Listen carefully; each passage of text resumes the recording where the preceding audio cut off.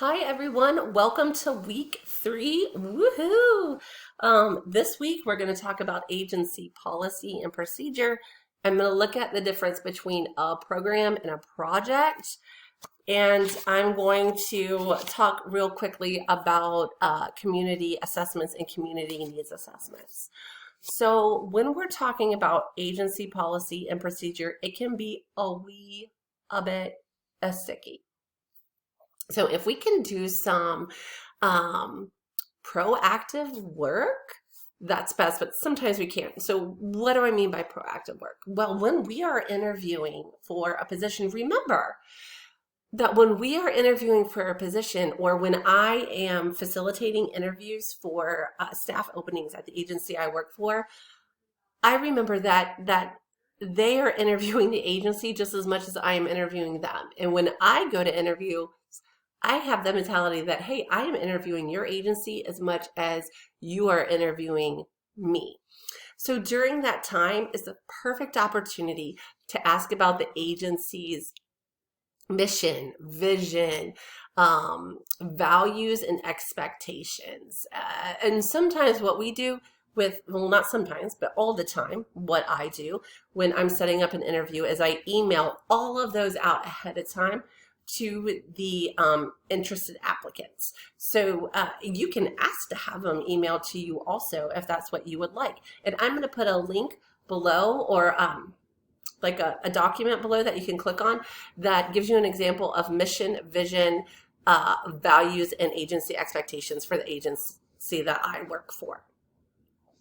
Here's something that I've learned about policies and procedures and getting them changed also, is that sometimes, depending on the organization of your agency, policies and procedures have different steps to change them. So often policies can only be changed through the executive board, through the board. And lots of nonprofits have boards that are made up of their C-suite staff, but then also you have community partners, and you also have community members that make up that board.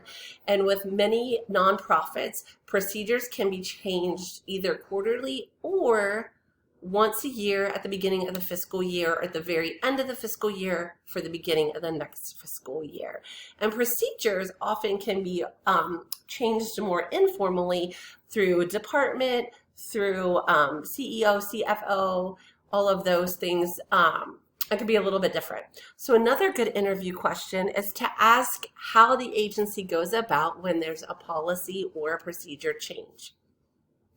Another really helpful thing to do after you're on board is to really understand the organizational chart of the agency. That can tell you who the main players are when it comes to policy and procedure making. Second thing I want to touch base on today real quickly is the difference between a project and a program. And man, you know what? I mean, they're just two words that start with PRO, but language is super important because it communicates something. So there is a difference between a project and a program. A project is a time limited, it's planned with a very specific goals, and they have a very designated purpose, right? And a program is it's a more ongoing situation that is for gives services to meet our clients' needs and program services. So, for example, a program that is at the agency that I work with is called Every Child Succeeds.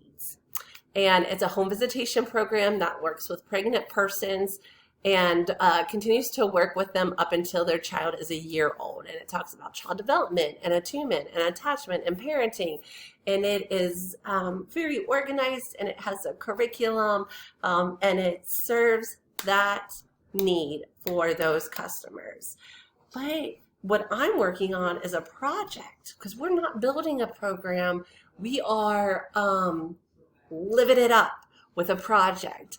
And sometimes it is hard to go from a program mentality to a project mentality. So take a minute and think about when you look at the definition of a program, and you look at the definitions of a project, where could there be barriers to the mentality that you have with those? So if you want to pause, you can't. You don't have to if you don't want to. If you want to hash it out further, just reach out to me. I'd love to hash it out.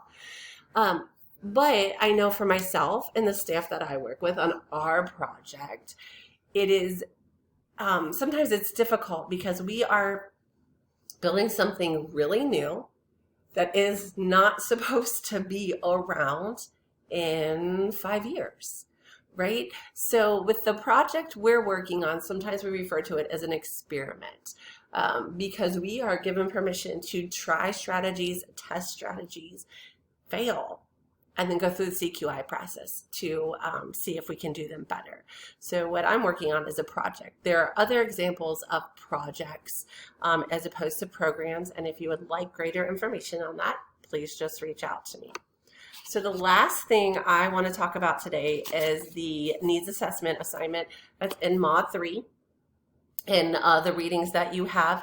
And what I am going to do is I'm going to put the brand new 2024 NKCAC Needs Assessment Survey under this video. So you have the summary, and I'm going to give you the survey for this year so you can take a look at it and see what it looks like.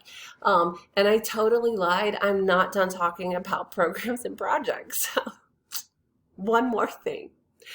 With programs and projects, there are 2 tools, 3 tools actually, that I've used that have really helped keep me focused on the goals of the project or the services within a program. That's a logic model, a theory of change, and a performance measurement tool. So what I'm going to do is I'm going to put some attachments below here or links that talk a little bit about logic models and about theories of change and about performance measurement tools to help just give you all a better idea of those things. So thank you for letting me share that with you this week. If there's anything else I can do, I'll be happy to talk with you. Please just reach out. My contact information is in the syllabus, and it's also located in the Meet Your Instructor part of Mod 0. Thanks, you all.